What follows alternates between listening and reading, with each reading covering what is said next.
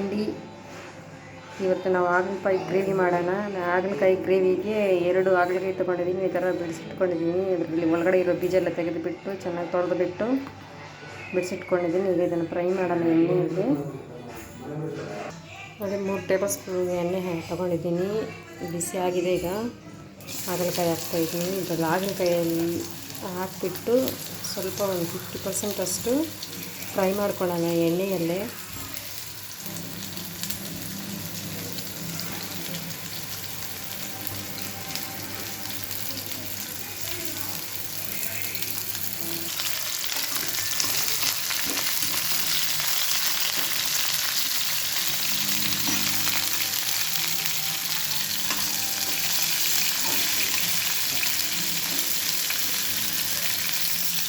ನೋಡಿ ಈ ಥರ ಫ್ರೈ ಮಾಡ್ಕೊಂಡಿದ್ದೀನಿ.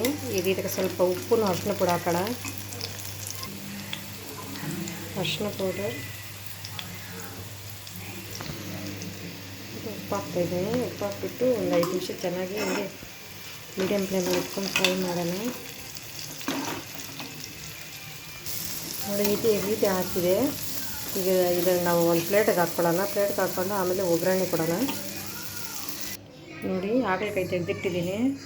ಈಗ ಅದೇ ಬಾಣಲಿಗೆ ಒಂದು ಸ್ವಲ್ಪ ಎಣ್ಣೆ ಹಾಕ್ತಾಯಿದ್ದೀನಿ. ಈಗ ಗ್ರೇವಿ ಅಂದರೆ ಸ್ವಲ್ಪ ಎಣ್ಣೆ ಥರನೇ ಇರಬೇಕು, ಅದಕ್ಕೆ ಸ್ವಲ್ಪ ಎಣ್ಣೆ ಹಾಕ್ತಾಯಿದ್ದೀನಿ.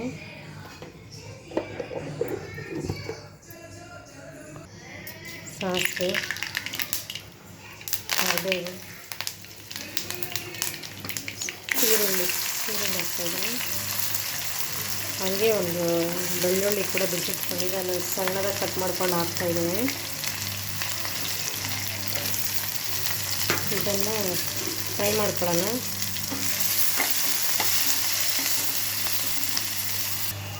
ನೋಡಿ ಈಗ ಟೊಮೊಟೊ ಹಾಕ್ತಾಯಿದ್ದೀನಿ. ಒಂದು ಟೊಮೊಟೊ ಹಚ್ಕೊಂಡಿದ್ದೀನಿ, ಮೀಡಿಯಮ್ ಸೈಜ್ ಟೊಮೊಟೊ, ಅದನ್ನು ಹಾಕ್ತಾಯಿದ್ದೀನಿ. ಹಾಕ್ಕೊಂಡು ಇದನ್ನು ಅಷ್ಟೇ ಸ್ವಲ್ಪ ಫ್ರೈ ಮಾಡೋಣ.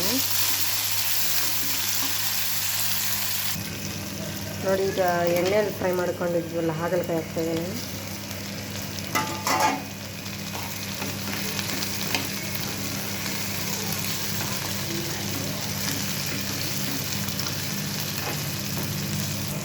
ಸ್ವಲ್ಪ ಅರಿಶಿನ ಪೌಡ್ರ್ ಹಾಕ್ತಾಯಿದ್ದೀನಿ.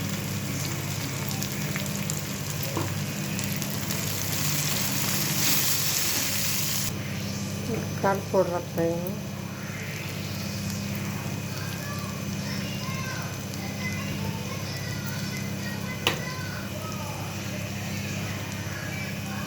ಪೌಡರ್ 1 ಸ್ಪೂನ್ ಕಲಸೋಣ ಸಿಮ್ಮಲ್ಲಿ ಇಟ್ಕೊಂಡು.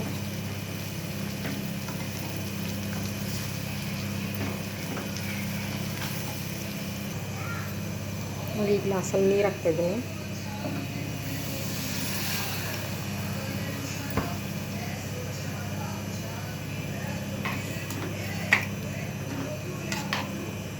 ಮೀಡಿಯಮ್ ಫ್ಲೇಮಲ್ಲಿ ಇದು ಸ್ವಲ್ಪ ನೀರೆಲ್ಲ ಇದಾಗಿಬಿಟ್ಟು ಸ್ವಲ್ಪ ಎಣ್ಣೆ ಮೇಲೆ ತೇಲ್ತಾ ಇದ್ದಾಗ ಅಲ್ಲಿವರೆಗೂ ಮೀಡಿಯಮ್ ಫ್ಲೇಮಲ್ಲಿ ಕುದಿಸೋಣ.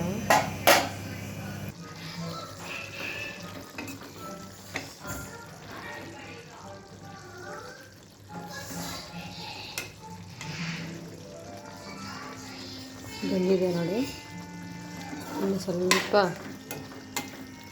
ಫ್ರೈ ಆಗಲಿ. ನೋಡಿ ಎಣ್ಣೆ ಕಾಣಿಸ್ತಾ ಇದೆ. ಹಾಗಲಕಾಯಿ ಗ್ರೇವಿ ರೆಡಿ ಆಗ್ತಾಯಿದೆ. ನೋಡಿ ಸ್ವಲ್ಪ ಬೆಲ್ಲ ಹಾಕ್ತಾಯಿದ್ದೀನಿ, ಯಾಕಂದರೆ ನಮ್ಮ ಮನೇಲಿ ಮಕ್ಕಳಿದ್ರೆ ತಿನ್ನಲ್ಲ. ಬೇಕಾದರೆ ನೀವು ಹಾಕ್ಕೊಳ್ಳಿ, ಇಲ್ಲಾಂದರೆ ಹಾಕ್ಕೊಂಡಿಲ್ಲ ಅಂದರೂ ಪರವಾಗಿಲ್ಲ. ಸ್ವಲ್ಪ ಹಾಕಿದ್ದೀನಿ. ಹಾಗೆ ಸ್ವಲ್ಪ ಕೊತ್ತಂಬರಿ ಸೊಪ್ಪು ಹಾಕ್ತಾಯಿದೆ. ಈಗ ಬೇಕಾದರೆ ನೀವು ಉಪ್ಪು ಖಾರ ನೋಡಿಕೊಂಡು ಕಡಿಮೆ ಇದ್ದರೆ ಆ್ಯಡ್ ಮಾಡ್ಕೊಳ್ಳಿ. ನಾನು ಹಾಕಿರೋದು ಕರೆಕ್ಟಾಗಿದೆ.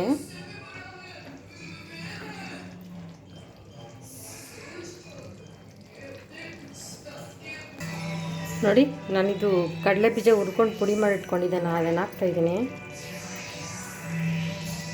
ಈಗ ನೀವು ಇದನ್ನು ಗ್ಯಾಸ್ ಸ್ಟವ್ನ ಆಫ್ ಮಾಡಿಕೊಂಡು ಸರ್ವ್ ಮಾಡಿಕೊಂಡ್ರೆ ಚಪಾತಿಗೂ ಸರ್ವ್ ಮಾಡ್ಕೊಳ್ಳಿ, ರೈಸ್ಗೂ ಚಪಾತಿ ಮಾಡ್ಕೊಳ್ಳಿ, ಚೆನ್ನಾಗಿರುತ್ತೆ. ಮತ್ತು ಮುದ್ದೆಗೂ ಚೆನ್ನಾಗಿರುತ್ತೆ.